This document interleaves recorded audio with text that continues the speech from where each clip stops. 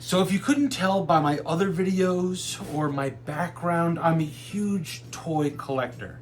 And one of my favorite lines to collect is Transformers.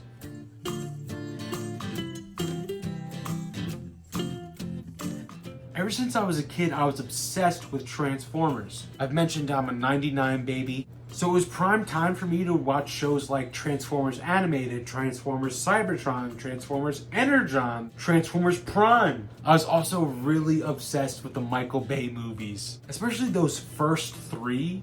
They would come out within the span of me being in elementary school. Funny enough though, Hasbro's toy line for Dark of the Moon was one of the first toy lines that really got me into collecting action figures. I had to have every Autobot that was in the movie, and I had to have every Decepticon that was in the movie. Although I've always watched Transformers shows, I was really fixated on the movies and would only really go out of my way to get certain figures if they were in the movies.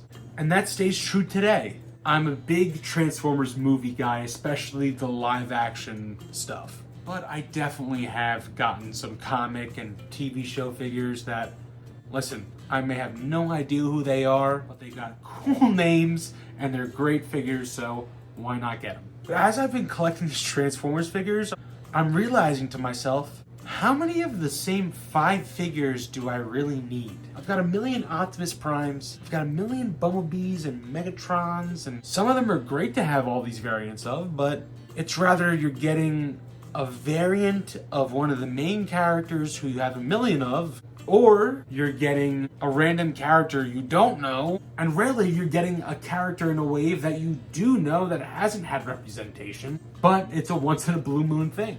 Recently I've been building a lot of model kits.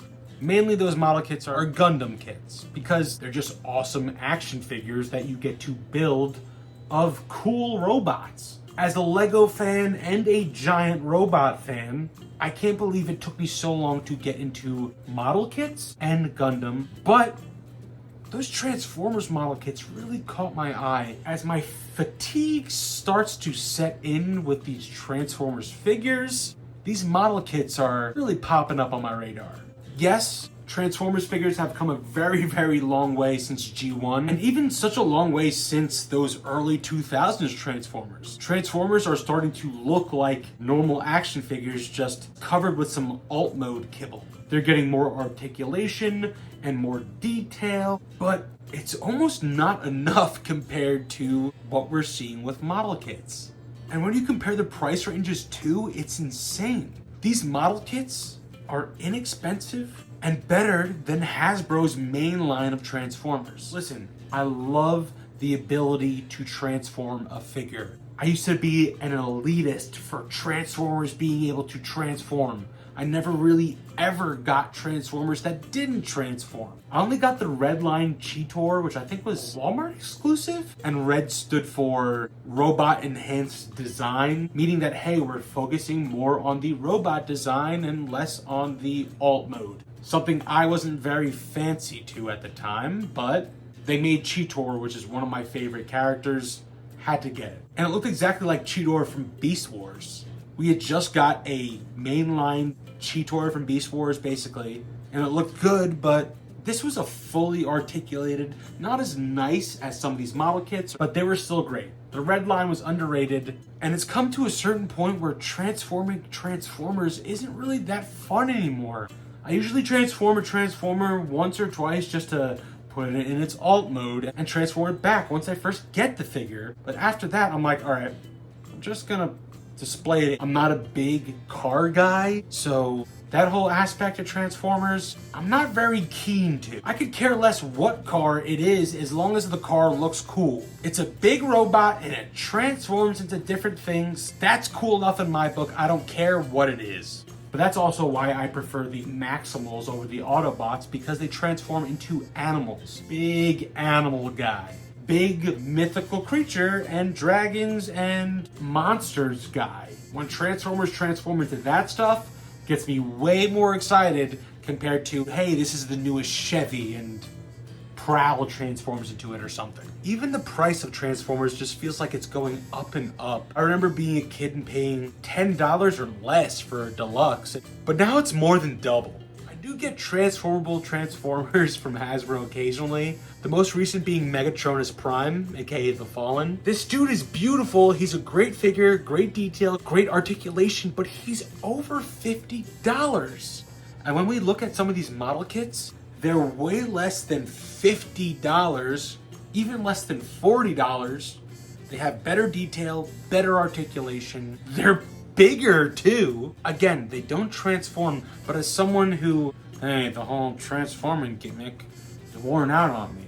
I don't need that. Even looking at its box, it's in this big box, I guess to make you feel like you're getting a lot for that price. For over 50, probably almost $60. But it's so crazy looking in that little window because you see this tiny figure in this huge box. You're almost just like, oh my God, how pitiful is this? I'm much more keen into buying these model kits more than the transformable figures because I'd rather get a really great representation of the character that I want than something that I'm gonna transform once or twice. And these model kit companies deliver. Hasbro is lacking. Like with the Lego stuff, there's things that I'm gonna be suckered into buying no matter what. It's that troglodyte in me who loves capitalism. The main two model kit companies we're gonna focus on today is YOLOPARK and Blockies. They both have entered the model kit and toy scene very recently in the grand scheme of things.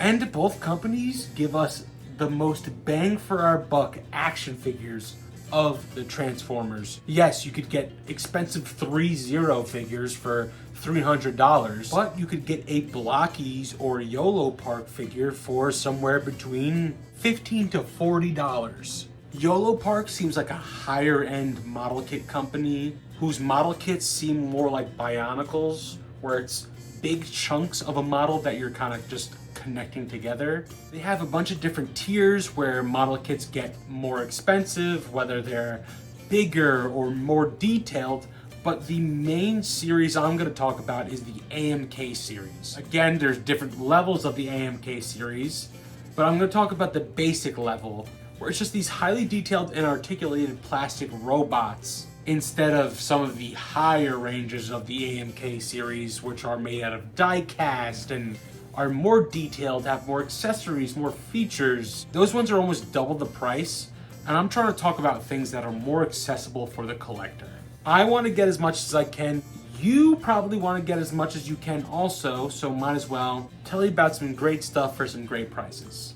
Every YOLOPARK figure that I show you will be less than a leader class Transformer. Just think about that. I know engineering goes into making these figures transform and have their alt modes, but personally, I'd want a better looking robot than any vehicle at all.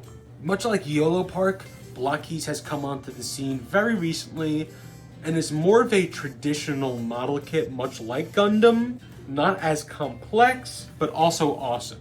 Like YOLOPARK, they have a bunch of different options for different prices, whether it's just normal model kits that have no lights, model kits that do have lights, more advanced model kits with lights. Their model kits usually range from $5 to $50.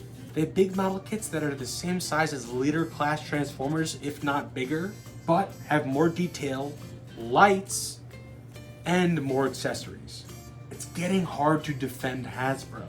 Since I'm a big movie Transformers guy, we're gonna take a look at the YOLOPARK offerings, the Blockies offerings, and the Hasbro mainline offerings. So both YOLOPARK and Blockies do a very wide variety of Transformers. Much like the Transformers toy line by Hasbro, they're doing figures for the movies, they're doing figures for the shows, they're doing figures for everything. A lot of the figures I'm going to show here are movie figures, specifically Rise of the Beasts, which I know is a little outdated at this point. I have the Transformers 1 Blockies, and I have the Transformers 1 YOLOPARK figures, but for some odd reason, I cannot find the YOLOPARK figures for the life of me.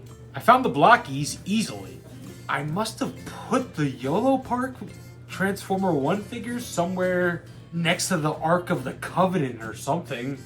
It's ridiculous. I feel like other collectors will be able to relate with the fact of, oh, I know I have something. I put it away somewhere, but I can't quite remember where I put it. Transformers 1 didn't come out that long ago, unless I'm like, feels like it didn't come out that long ago. I feel like it took a little bit for all the YOLO Park models to come out, so I definitely put them all away once I got all of them, but where could that be? I keep checking all the usual spots. I'm like, don't drive yourself crazy, Drake. You have enough examples for this video, Drake. And the funny thing is, I know for a fact, as soon as I'm done shooting this video, I'm gonna find those YOLO Park Transformers 1 figures. And I'm gonna be like, God damn it, that's where they were. Maybe if I find them while I'm editing, I'll put a little video right here of me being so ecstatic. I guess if I don't find them in time, there's just gonna be a video right here.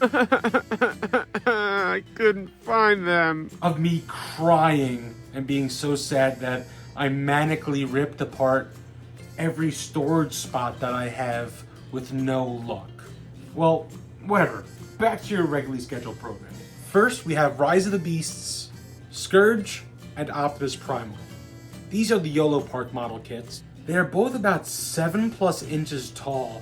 Really great representation of the characters in the film.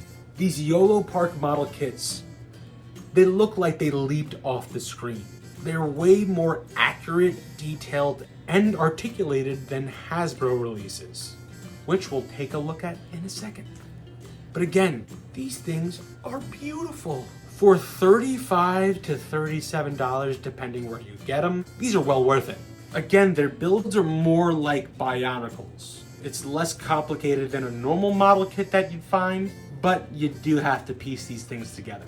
Next, we have the Scourge and Optimus Primal from the Studio Series line. Both great figures, but they're lackluster. Their proportions are a little weird. They're not exactly 100% accurate. They're great figures and great representations of the characters, but not the characters from the movie that they're supposed to be. Yeah, Primal looks good, but Scourge's design is completely different in the movie. And these were as expensive, if not more, than the YOLO Park kits. Just look at these things next to each other. What would you want to put on your shelf more? Yeah, this transforms into a monkey, but this is so much nicer. Yeah, this transforms into a dirty truck, but this looks like Scourge. He looks amazing. It's beautiful, and it's less money. It's like $20 less than this thing. It doesn't even look like the movie. You could even rip off his mask and give him an alternate head sculpt. There's no competition. Now let's take a look at the Blockies version of these characters. Blockies, again, is a model kit company, but they're almost trying to play off of the whole Lego thing with the Blockies. Each figure has holes on the bottom of their feet that connect to stands with circles, much like Lego bricks. And I guess it's trying to play off of this whole connectivity thing. Again, both Scourge and Optimus Primal from Rise of the Beasts. They're a lot smaller than even a deluxe class figure, but they're more detailed, more accurate, light up, and less money than deluxe class Transformers. My only complaint about Blockies is that you have to tap them for the lights to work. So Scourge is off here, you tap his back, and then he lights up. It scares me not having an on and off switch. But again, these are great representations of these characters from these movies for $12 to $15. Yes, they're a lot smaller than their Hasbro counterparts, but they're some really cool figures. So what did we learn today, folks? I think what we learned was always look at your options. There are some times where you have the best option, and there's some times where it can only get better. If you're a Transformers fan who's dead set on being able to transform your Autobot or Decepticon, then yeah, stick with Hasbro. But if you just love Transformers and feel the need to stick a Transformer up on your shelf, then maybe start checking out these Transformer model kits. Yeah, some of them are really expensive and really high end, but no matter what, when you compare the cost to what you're getting, when you buy a model kit versus a Hasbro figure. Whether it's Generations, mainline stuff, or Studio Series, model kits always have a better bang for your buck. Check out YOLO Park, check out Blockies. Have a good one, folks. Like, comment, subscribe, do all that jazz. Peace.